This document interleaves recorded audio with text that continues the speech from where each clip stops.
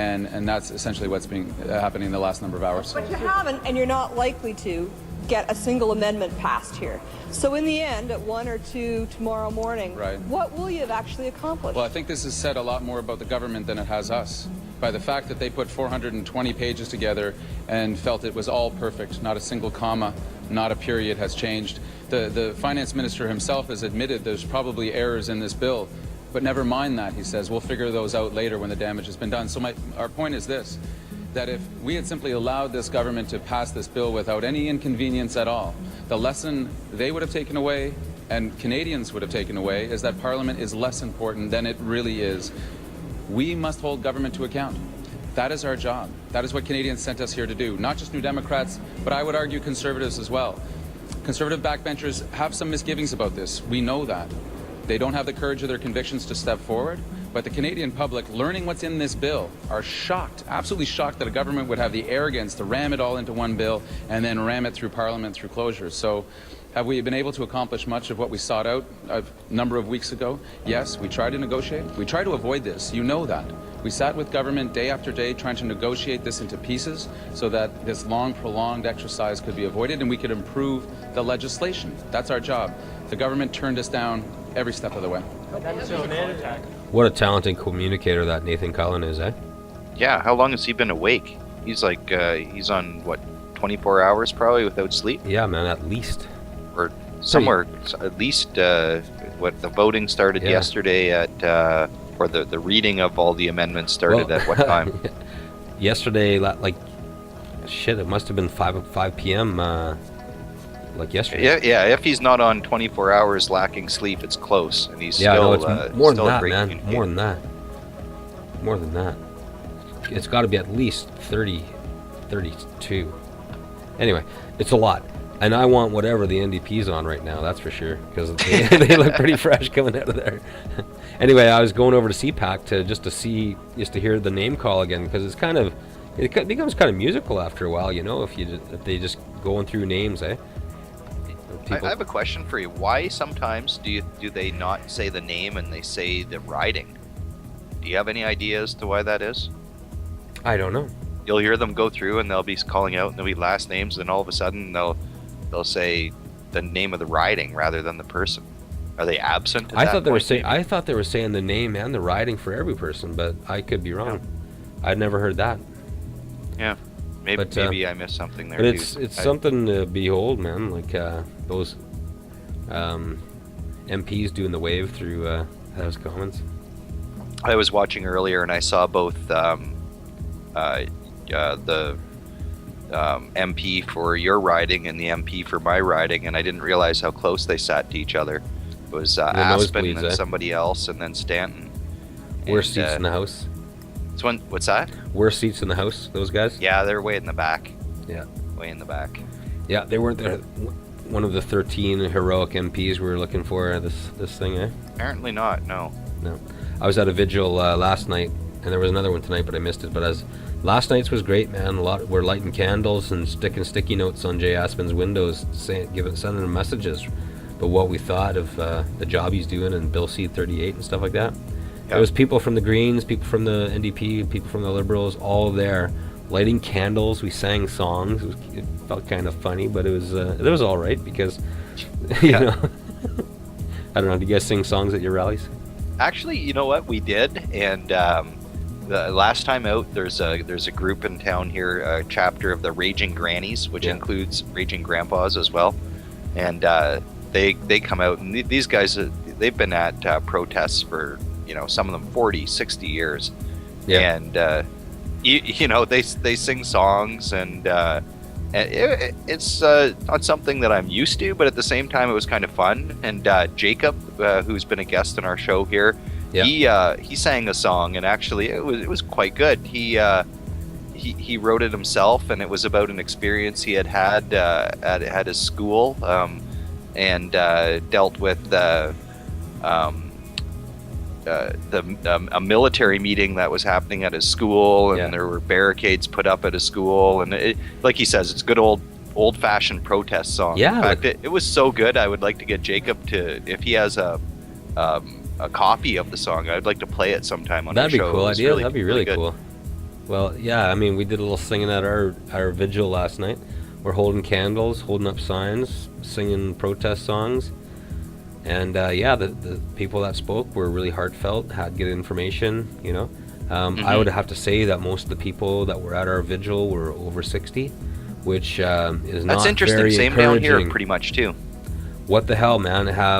And I understand, and I'm glad. I was like, you know, because I paint a pretty grim picture of the number that the baby boomer generation has done on our country, right? You know, like they've rang up a pretty large bill. Like there's one generation specifically. Remember how I said that it was a 20-year window where the whole national debt was rung up? You know, it's the baby boomers that were voting those governments in, man, and they still are. It's the baby boomers that have elected Stephen Harper. But the thing is, we know, like, we have to understand that this government has done everything in its power to inflame young people, and I don't see too many young people doing too much about anything, man. No, I know. It's a curious kind of thing. I was talking about this with a couple of the other people who have been organizing rallies down here in Simcoe North, and we were all saying the same thing. We've been able to attract a large number of people, like you said, in their 60s or older. 60s probably including some people up as old as 90. You know what I mean? Like a couple of these raging grannies and grandpas they're in their late 80s, their 90s. But as far as young people go, I mean, I don't consider myself a young person anymore, but I was definitely on the younger side of age as far as the people that were attending the rally. Yeah. So. Now I shouldn't say that there was just older people there. There was some children there. There was some, like, I mean, 2 rallies ago we had a 9-year-old give a speech, and it was pretty awesome. That's pretty cool. Yeah. Pretty quick, pretty awesome. It was a good laugh, you know. We had one young person out. There wasn't a lot of kids, but the one kid that was out at our rally had a sign that said, I'm sure their parents paid it for them, but still it said, "My future includes fish and fair wages." So, you know. Nice. Yeah. It is so important, though. The young people, we need to find ways to engage them and get them out there and get them to realize that even though our political system isn't perfect and it isn't the be-all, end-all, that you can't rely on it for everything, that you can expect more of it than what Stephen Harper's willing to offer you. Exactly. That 18 to 30 demographic really needs to get their head out of their asses big time. Big time, because they're enabling this kind of shit happening here. Because it's way too easy to be cynical, right? To sit back and say, "Oh, it doesn't matter who gets in; it's all the same." I'd rather someone be cynical than to not have an attitude or any information at their disposal at all. Well, that's true. You know, I converted a cynic this week already. I already converted one cynic this week, of like a, very intensely cynical person is coming online, and I think that's pretty cool. The thing about cynical people is that at least they're having a conversation with you. You know what I mean? At least they're tuned in enough to have some sort of position on something. You know what I mean? Yeah, at least they're saying they care one way or another, even if it disagrees with you. I suppose that is different than saying I could care at all, right? Like, or I don't care at all. Yeah. Which is unfortunately where a lot of people seem to stand.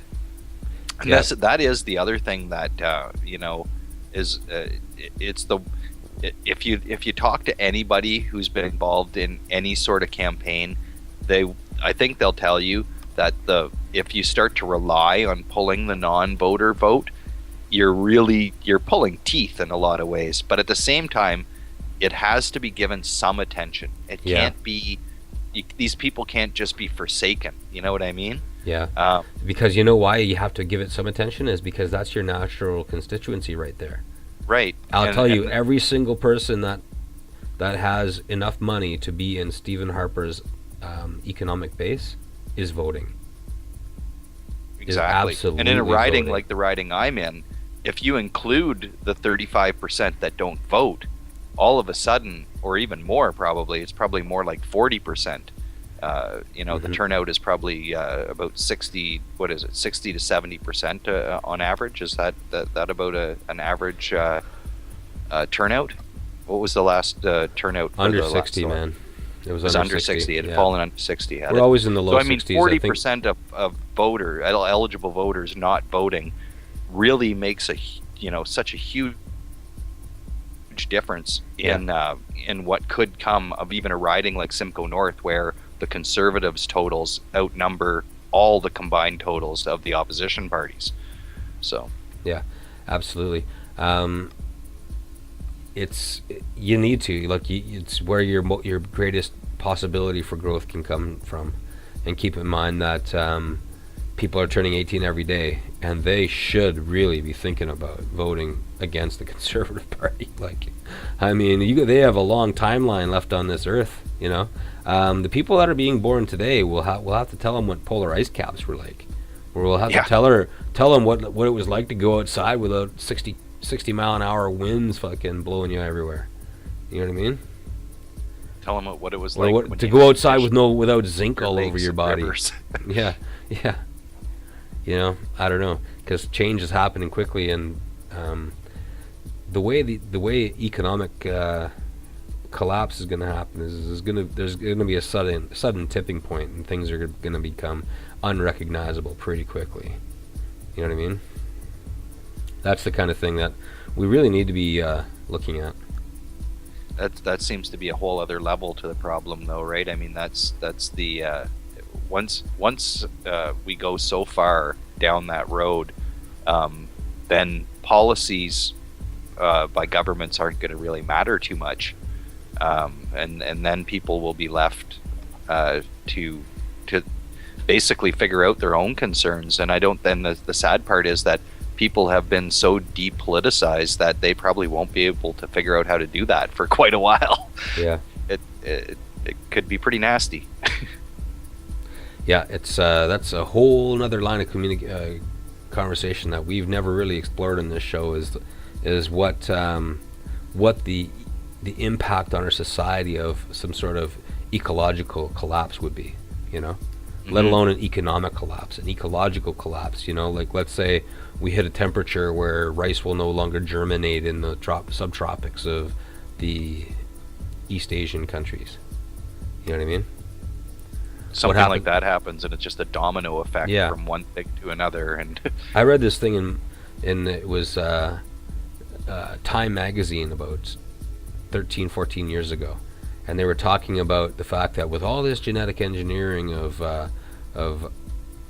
plants going on, we haven't figured out how to create a strain of rice that will germinate at a higher temperature than this.